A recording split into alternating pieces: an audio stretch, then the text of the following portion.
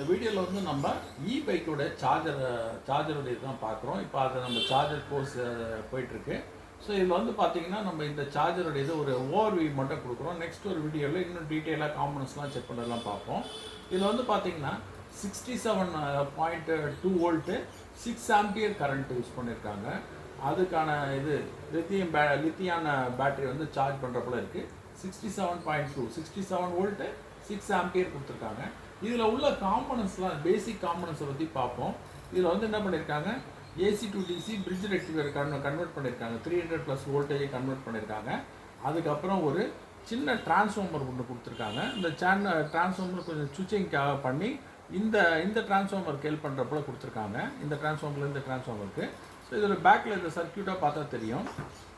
இதுக்கு இந்த இடத்துல வந்து இந்த ஷீல்டில் கொடுத்துருக்கிறது வந்து மாஸ்பெட் கொடுத்துருக்காங்க. இந்த இடத்துல வந்து 2 மாஸ்பெட் கொடுத்துருக்காங்க. இது இருக்குது, இது ஒரு மாஸ்பெட், இது ஒரு மாஸ்பெட் கொடுத்துருக்காங்க. இது வந்து சுவிட்சிங்காக கொடுத்துருக்காங்க, ஃபாஸ்ட் சுவிட்சிங்காக கொடுத்துருக்காங்க. ப்ளஸ் இதோடைய ஹீட்டை மானிட்டர் பண்ணுறதுக்காக ஒரு சென்சாரை வந்து இதில் ஃபிக்ஸ் பண்ணியிருக்காங்க. ஹீட்டை வந்து மானிட்டர் பண்ணுறதுக்காக சென்சார் ஒன்று ஃபிக்ஸ் பண்ணியிருக்காங்க போர்டில். அது வந்து இந்த ஒரு சிப்போட ஐசிக்கு போகும், அதாவது இந்த ஐசிக்கு போகும். இதோட ஃபீட்பேக் இந்த ஐசிக்கு போகும். சரியா? ரைட். இங்கே வந்து 2 டயோடு டிரான்ஸ்ஃபார்மர் வந்து ரன் ஆகுது.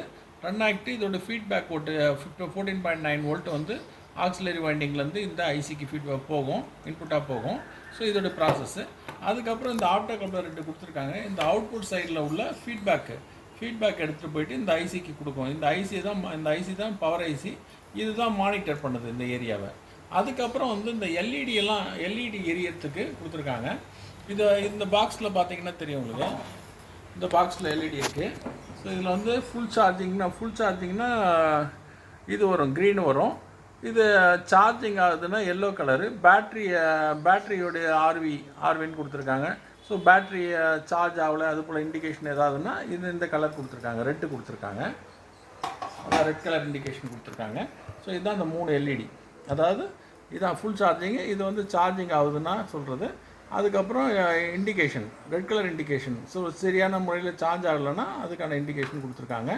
இதுதான் இதோட இந்த ஃபேன் ஒன்று கொடுத்துருக்காங்க. இந்த ஃபேன் வந்து பார்த்தீங்கன்னா இது வந்து சார்ஜிங் ஆகும்போது சர்க்கியூட் வந்து ஹீட் ஆகும், டிரான்ஸ்ஃபார்மர்லாம் ஹீட் ஆகும். ஸோ அது உள்ளுக்குள்ளே வந்து ரன் ஆகிறதுக்காக இந்த ஃபேன் வந்து கொடுத்துருக்காங்க. ஸோ ஹீட் அதிகமாகச்சுன்னா அந்த ஃபேன் வந்து ரன் ஆகும். இதை சென்ஸ் பண்ணுற இந்த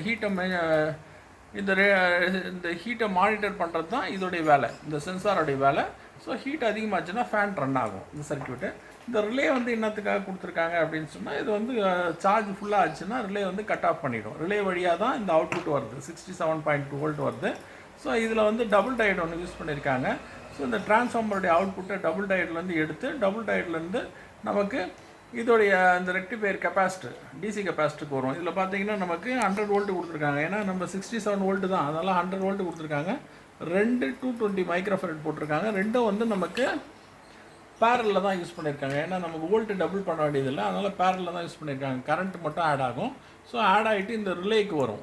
இந்த ரிலேக்கு வந்த பிறகு ரிலேயில் இருக்கும். ஸோ சார்ஜிங் கம்ப்ளீட் ஆச்சுன்னா இந்த ரிலே வந்து கட் ஆஃப் பண்ணி விட்ருவோம். அதுக்கு தான் இந்த டிரைவர் ஐசிங் வச்சுருக்காங்க. ஸோ இதன் மூலிமா அது கட் ஆஃப் பண்ணி விட்ருவோம். சரியா? இன்னொரு வீடியோவில் இதை டீட்டெயிலாக சர்க்கியூட் செக் பண்ணுறதை பார்ப்போம். தேங்க்யூ.